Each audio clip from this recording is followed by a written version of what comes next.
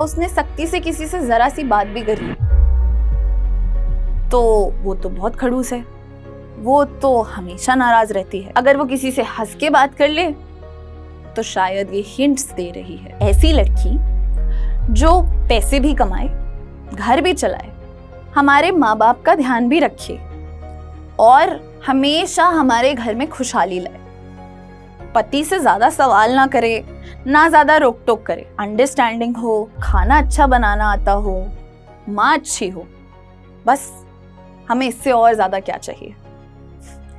यानी दुनिया भर की सारी रिस्पॉन्सिबिलिटी एक साथ।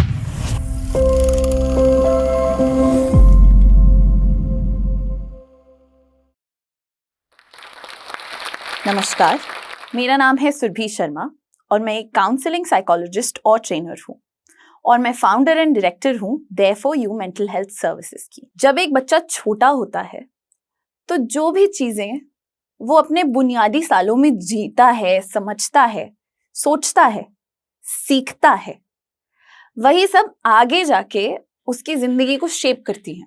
ये सारी चीजें वो अपने माँ बाप से या तो सुनता है या अपने टीचर्स से सुनता है या फिर अपनी आसपास की दुनिया में देख के ऑब्जर्व करके सीखता है। ऐसी ही कुछ बातें मुझसे शेयर करी थी मेरी एक 31 साल की क्लाइंट राशि ने। राशि ने मुझे बताया था कि बचपन से उसे सिखा दिया गया था कि अच्छी बच्चियां बात मानती हैं और लड़कियां तो शोर मचाती हुई अच्छी ही नहीं लगती। अब तुम तो बड़ी बहन हो ना, तो छोटे भैया की बात मान लो, जो वो कह रहा है उसे करने दो। राशि ने ये सीखा कि जब भी वो किसी की बात मान लेती है तब सब उसको कहते हैं कि तुम तो बहुत अच्छी बेटी हो, गुड गर्ल। और जब वो बात नहीं मानती तो पापा उसे गले भी नहीं लगाते। ऐसे ही राशि ने सीखा अपनी जिंदगी का सबसे पहला रूल, सबसे पहला नियम, सबकी बात मानो, चुप रहो। तुम जितना किसी की बात मानोगी तुम्हें उतना प्यार, उतना एक्सेप्टेंस और उतनी तारीफें मिलेगी। धीरे धीरे राशि बड़ी हुई, वो स्कूल गई, वहां उसने दोस्त बनाए। दोस्तों ने भी कहा कि तुम हमारी बहुत अच्छी दोस्त हो क्योंकि तुम हमें हंसाती हो, तुम बाकी लड़कियों की तरह नहीं हो जो रोती रहती हैं, तुम हमारी बात भी सुनती हो। तब राशि ने सीखा अपने आसपास वालों को, अपने घर वालों को देख के, जब मम्मी आखिर में खाना खाती हैं, आखिर में सोती हैं, कि सबकी जरूरतें पूरी करना मेरा काम है, सब पहले और मैं बाद में। ये था उसकी लाइफ का दूसरा रूल। एक वर्किंग वुमन ले लीजिए, एक औरत जो ऑफिस में काम करती है, उसके लिए रूल्स तो बिल्कुल ही अलग है, उसका चक्रव्यूह ही अलग है। वो ऑफिस में जाती है और वो ऑफिस में अच्छा काम करना चाहती है ताकि वो जिंदगी में खुश रह सके, ताकि उसे भी आत्मनिर्भरता आ सके। लेकिन ऑफिस में जाके अगर वो बहुत ज्यादा सख्त है, जो कि एक लीडर को होना चाहिए, या उसने सख्ती से किसी से जरा सी बात भी कर ली तो वो तो बहुत खड़ूस है, वो तो हमेशा नाराज रहती है। अगर वो नरमी से बात करे तो ये तो अपने काम को लेके सीरियस ही नहीं है, इसको तो हम ऐसे ही पीछे छोड़ देंगे। अगर वो किसी से हंस के बात कर ले तो शायद ये हिंट्स दे रही है, और अगर किसी से बात ही ना करे तो मिलनसार ही नहीं है। अब ऐसे में एक औरत करे तो क्या करे, क्योंकि जो भी वो कर रही है वो तो हमेशा गलत ही होगा। तो वो सीखती है खुद को हमेशा चेंज करते रहना, खुद को हमेशा बदलते रहना। अब इसके बीच में अगर हम ले आए एक अच्छी गर्लफ्रेंड या एक बीवी होने का रिश्ता, तो उसके नियम तो बिल्कुल ही अलग हैं, उसकी उम्मीदें, उसकी एक्सपेक्टेशंस तो बहुत ही विपरीत है। सोशल मीडिया पे एक टर्म चल रही है जिसका नाम है वाइफ मटेरियल, यानी कि ऐसी लड़की जो शादी करने के या बीवी बनाने के योग्य हो। मैंने साइकोलॉजी की पढ़ाई करते हुए कॉलेज के समय में एक सोशल एक्सपेरिमेंट किया था, जहां पे हमने कुछ 30 साल से बड़े उम्र के लोगों से पूछा था कि आपके हिसाब से ये वाइफ मटेरियल का क्या मतलब होता है। और बहुत सारे औरतों और आदमियों ने लगभग एक ही तरीके का जवाब दिया था। वाइफ मटेरियल यानी ऐसी लड़की जो पैसे भी कमाए, घर भी चलाए, हमारे माँ बाप का ध्यान भी रखे और हमेशा हमारे घर में खुशहाली लाए, पति से ज्यादा सवाल ना करे, ना ज्यादा रोक टोक करे, अंडरस्टैंडिंग हो, खाना अच्छा बनाना आता हो, माँ अच्छी हो, बस हमें इससे और ज्यादा क्या चाहिए। यानी दुनिया भर की सारी रिस्पॉन्सिबिलिटी एक सर पे।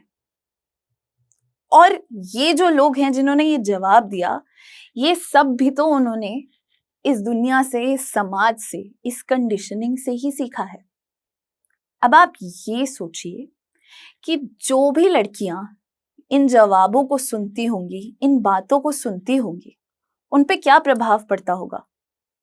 उनको तो हमेशा से ऐसा ही लगता होगा ना कि मेरा पलड़ा कम से कम जिम्मेदारियों का तो हमेशा भारी ही रहेगा। अब इतने सारे रूल्स निभाते निभाते एक औरत के जीवन पे क्या इम्पैक्ट आता होगा। ऐसा समझ लीजिए कि आपका दिमाग आपके फोन की तरह है। अगर आप उस फोन में एक चीज खोलेंगे, 2 चीज खोलेंगे तो फोन सही चलेगा, पर अगर आप उसमें बहुत कुछ एक साथ खोल देंगे या फिर आप उसे बहुत देर तक इस्तेमाल करेंगे तो फोन या तो गर्म होने लगेगा, या धीमा हो जाएगा, या अटकने लगेगा। औरतों की जिंदगी और उनका माइंड भी ऐसा ही होता है, क्योंकि उसमें एक साथ इतनी सारी चीजें चलती हैं, तो धीरे धीरे करके उनका माइंड, उनका मन और उनका दिमाग का सिस्टम थोड़ा थोड़ा धीमा होने लग जाता है।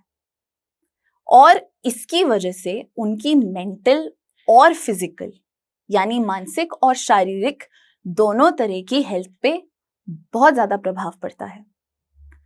सबसे पहला और सबसे बड़ा प्रभाव पड़ता है उनके अस्तित्व यानी उनकी आइडेंटिटी पे। मेरे पास काफी सारी ऐसी क्लाइंट्स आती हैं जो मुझे कहती हैं कि सुरभि, मुझे ऐसा लगता है कि मैं कहीं खो सी गई हूं, मैं खुद को पहचान नहीं पा रही हूं। या आप अपने आसपास जो थकी हुई ओवरवर्क महिलाएं हैं, आपकी बहन, आपकी माँ, उनसे पूछिए उनका फेवरेट कलर क्या है, उनका फेवरेट काम जो उन्हें शांति देता हो वो क्या है, उन्हें क्या अच्छा लगता है खाने में। बहुत बार ऐसा होता है कि औरतें यही भूल जाती हैं दूसरों को अपने से ऊपर रखते रखते कि उन्हें क्या पसंद है। ये सिर्फ एक कंफ्यूजन नहीं है, ये खुद की पहचान खोना है। इसके साथ साथ जब वो अपनी पहचान खो रही हैं तो एक चेरी ऑन द केक आता है गिल्ट। भर भर के बहुत सारा गिल्ट, यानी कि ऐसा लगना जैसे मैंने कोई पाप कर दिया हो। और ये चीज अक्सर माओं और बीवियों में तो बहुत ज्यादा देखी जाती है। सोसाइटी ने हमेशा बताया है कि माएं ऐसी होती हैं जो हमेशा अपने बच्चों को खुद से ऊपर रखती हैं। इसीलिए अगर एक पल के लिए भी एक माँ चुनना चाहती है खुद को या करना चाहती है कुछ भी अपने लिए, तो क्योंकि इतनी सारी बातें और इतनी सारी चीजें उसने देखी हुई होती है, तो उसका मन उसे कहता है नहीं, मैं ऐसा कैसे कर सकती हूँ। और उसे होता है बहुत सारा गिल्ट, और ये गिल्ट हमें ऐसा लगेगा जैसे बहुत ही मामूली है, पर धीरे धीरे करके ये प्रेशर, ये गिल्ट और खुद का अस्तित्व खो देना धीरे धीरे करके हमें बर्नआउट यानी पूर्ण थकावट की ओर लेके जाने लगता है। एक रिपोर्ट के तहत ये पाया गया है कि इंडिया में महिलाओं को डिप्रेशन और एंजाइटी जैसी बीमारियां मर्दों से ज्यादा होती हैं। औरतों में ये बीमारियां इसलिए ज्यादा हैं क्योंकि हमारे सोसाइटी में ऐसी कंडीशंस डाली गई हैं, हमारे आसपास के लोगों ने हमें हमेशा से बताया है कि हमें क्या करना है और क्या नहीं करना है। इसीलिए कभी भी खुद को ना चुन पाना, धीरे धीरे हमारी चॉइस को हमसे दूर ले जाना, हमें ऐसा लगने लगता है जैसे हम बंदी हो गए हैं। आप कभी खुद ही सोच के देखिए, हमारी माएं या हमारे घर में जितनी भी ओल्डर लेडीज होती हैं, बड़ी औरतें, जिन्हें इस सब के बारे में पता भी नहीं होता, वो ये नहीं कहती कि मुझे एंजाइटी हो रही है। वो कहती हैं मेरा जी घबरा रहा है, मुझे थोड़ा अजीब सा लग रहा है, या पता नहीं क्यों कुछ दिन से पीठ में दर्द है, सर में दर्द है, पर पता नहीं चल रहा क्यों।